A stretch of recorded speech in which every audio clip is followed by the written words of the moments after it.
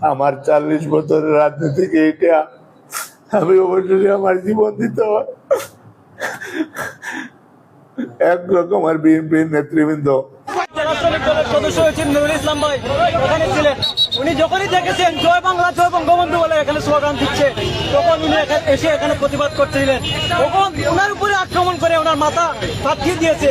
তখন আমরা এই অত্র এলাকায় বিভিন্ন সংগঠনের মানুষ ছিলাম, আমরা শ্রমিক দলের মানুষ ছিলাম, ব্যবসায়ী মানুষ ছিল, শ্রমজীবী মানুষ ছিল, সবাই এখানে উপস্থিত ছিল।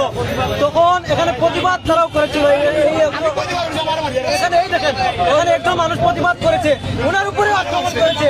আমাদের সুস্পষ্ট বক্তব্য, যদি পুলিশ প্রশাসন বলেন, আইন শৃঙ্খলা বাহিনীর মানুষ যদি বলেন, তারা অতি সময়ের ভিতরে অল্প সময়ের মধ্যে যদি এর তদন্ত সঠিকভাবে করে, যদি আমাদের এই শ্রমিক দলের সদস্য নুরুল ইসলাম ভাইয়ের সঠিক বিচার না হয়, তাহলে আগামী কিছুক্ষণের মধ্যে হয়তো এই আম্বরখানা সিলেট অচল করে দেওয়া হবে শ্রমিক ভাইদের মধ্যে। ধন্যবাদ।